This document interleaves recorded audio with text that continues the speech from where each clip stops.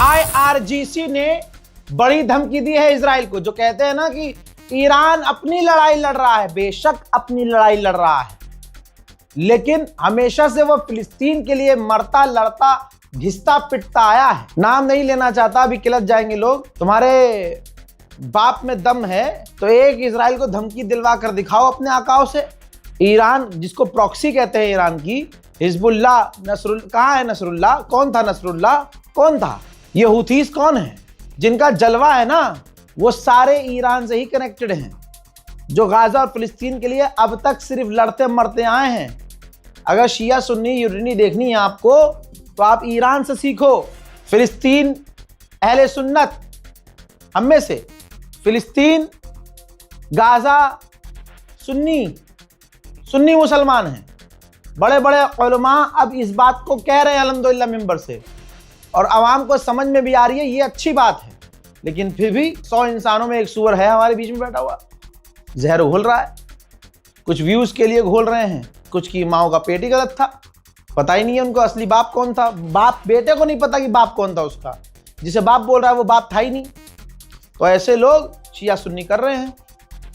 अब लो, ईरान की IRGC ने धमकी दी है इजराइल को कि अगर फिलिस्तीन, गाजा, जी हाँ, लेबनान पर एग्रेशन बंद नहीं किया तो फिर हम बड़े हमले करेंगे। जो धमकी इजराइल दिया करता था, आज देखिए IRGC उल्टा इजराइल को धमका रही है कि ये जो पूरे इलाके में तुमने आतंक फैलाया हुआ है, अगर ये बंद नहीं किया ना तो IRGC बड़े हमले करेगा। मिडिल ईस्ट और पूरी दुनिया में ईरान छा चुका है।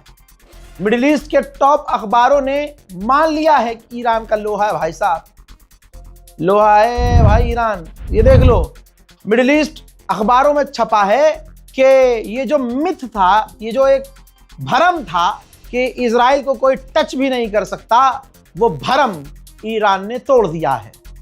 हजरात, ये भरम फैलाया गया था। ऐसे ही ये जो आज यहूदी के बच्चे हैं, इनके बाप को जब अली ने उखाड़ के फेंका था, जब मौला अली ने, जी हाँ, दर खैबर उखाड़ा था ना, हाँ, और मरहब को जब पछाड़ा था, तो उसको भी अपनी माँ की बात याद आ गई थी कि बेटा दुनिया में सबसे लड़ जाना, जिसका नाम हैदर हो उससे ना लड़ना। और ये तो हैदर के चाहने वाले हैं। दुनिया में बता दे कोई एक मुसलमान कि वो हैदर का चाहने वाला नहीं है, वो मौला अली का चाहने वाला नहीं है। हाँ, जिनके मन में बुग़्ज़ है, उनके चेहरे सियाह गंदे, ऐसा लगेगा कि पेट में मरोड़ है, वो अलग ही दिख जाएगा। नारा लगा के देख लीजिएगा। अरे भैया, बहुत सिंपल सी चीज़ है। ईरान के 2000 10,000 डॉलर के ड्रोन, और उस हल्के और बिल्कुल ये नहीं कहेंगे कि कमज़ोर, बिल्कुल हल्के और सस्ते ड्रोन को मार गिराने के लिए अमेरिका अपने फाइटर जेट इस्तेमाल कर रहा है। फाइटर जेट भाई, उसका फ्यूल, उसकी मेंटेनेंस, फिर उसके अंदर लगे हुए 4 रॉकेट, फिर वो $20,000 के ड्रोन पर 4 रॉकेट मारना, उसके लिए उड़ान भरना। फाइनेंशियल टाइम ने यही लिखा है कि भैया ईरान के ड्रोन को फाइटर जेट के जरिए मार गिराना अमेरिका को भारी पड़ रहा है। अमेरिका इजराइल चालाकी कर रहे थे, बात भी कर रहे थे, उधर हमला भी कर रहे थे। ईरान भी खेल रहा है जबरदस्त, बराबर बराबर एकदम, उधर से आ रहा है तो इधर से भी जा रहा है। अब ईरान ने कहा है कि ये जो बातचीत की हमसे उम्मीद की जा रही है, याद रखना हमलों के बीच हम बातचीत नहीं करेंगे। जापान में दिक्कत आ ही रही थी सबसे ज्यादा, क्योंकि स्ट्रेट ऑफ हॉर्मूज का जापान भरपूर इस्तेमाल करता है। तो जापान ने अब अपना ऑयल रिजर्व जनता के लिए खोल दिया है कि भैया जनता जो है परेशान ना हो और तेल गैस के दाम वहां ना बढ़े। ऐसे ही हमारे भारत में जब 8-10 साल तक क्राइसिस रहता है, कोई मुसीबत होती है, सरकार जवाब नहीं दे पाती है, तो हमारे यहाँ जैसे वहाँ उन्होंने ऑयल रिजर्व खोला है, हमारे यहाँ फिल्म खोल दी जाती है। आदित्य धर की फिल्म देख के आ जाओ, प्रोपेगेंडा पूरी फिल्म, और फिल्म के जरिए मोदी जी समझाते हैं आदित्य धार सिर्फ एक चेहरा है, असली डायरेक्टर नरेंद्र दामोदर दास मोदी जी हैं। जितने फेल्यूर होंगे हर फिल्म बना दी जाएगी, भाड़ में जाए सारा विपक्ष। इलेक्शन कमीशन मिलकर काम करता है मोदी जी के साथ, आपको फिल्म दिखा दी जाएगी, पूरे डबल पैसे भी ले आएंगे, प्रोपेगेंडा भी समझा दिया जाएगा। बल्कि हालात ऐसे हो गए हैं कि अगर आपने धुरंधर 2 को सपोर्ट नहीं किया तो आप देश के गद्दार हैं। ये सच्चाई है। आप मोदी जी का दोगलापन यहां समझने की कोशिश कीजिए।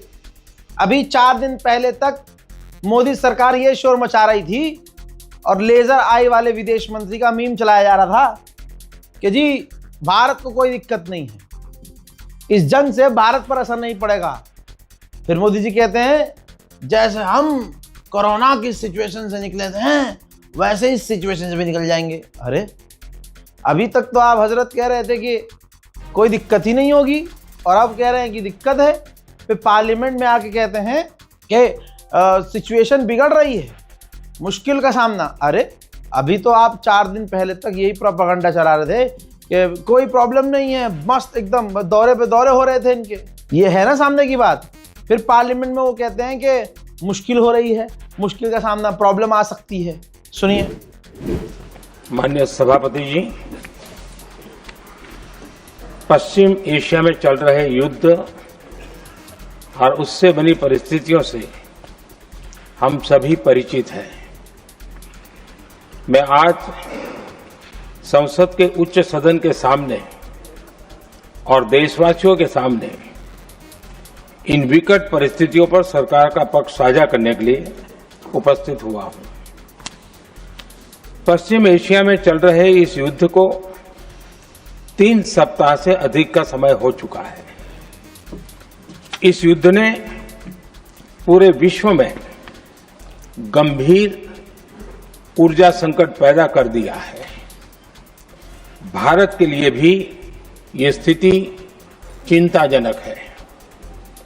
इस युद्ध से हमारे व्यापार के रास्ते प्रभावित हो रहे हैं।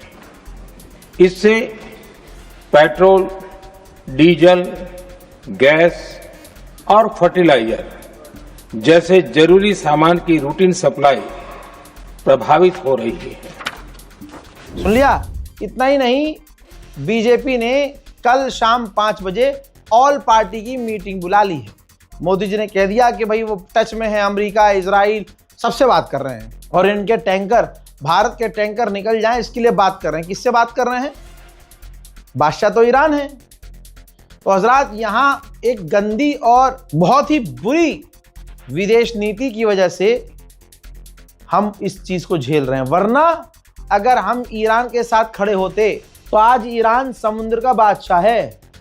ईरान हमें किसी चीज की कमी नहीं होने देता, जैसे वो चाइना को होने नहीं दे रहा है। दोस्तों, आप रील नहीं देख रहे हैं, आप देख रहे हैं रजाग्राफी यूट्यूब चैनल, जिस पर एक वीडियो के अंदर भर भर कर, अब जैसे कि हमारे अब्बास भाई ने कहा कि ये बहुत बड़ी खबर आई है भाई, हैंड टू हैंड आप बता दो, अलग वीडियो बनाने की जरूरत नहीं है, लोग परेशान होंगे।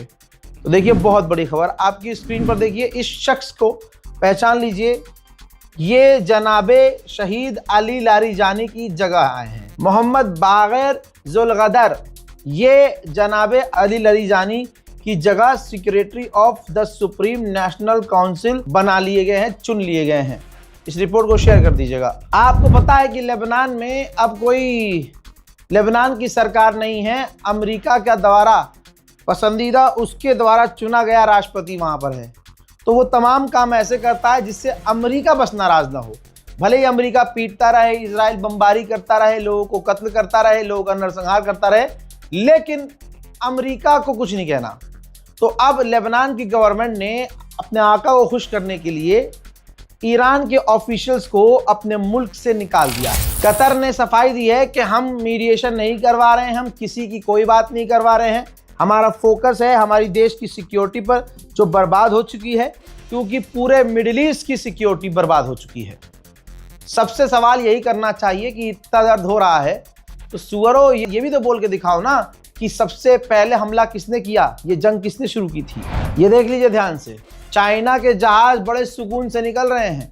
अगर कोई इंडियन नेवी और तस्वीर के साथ कोई हिंदूवादी कह दे कि सिर्फ इंडिया का जहाज निकल रहा है, तो दोस्तों उसकी जो तशरीफ है उसके अंदर मोदी जी का नाम का कीड़ा है। ठीक है, वो सामने से सच देखेगा लेकिन सच कबूल नहीं कर पाएगा। मोहतरम हजरात, इस रिपोर्ट को शेयर कीजिए और इंतजार कीजिए मेरे अगले अपडेट का। चैनल को सब्सक्राइब जरूर कीजिएगा। जय हिंद।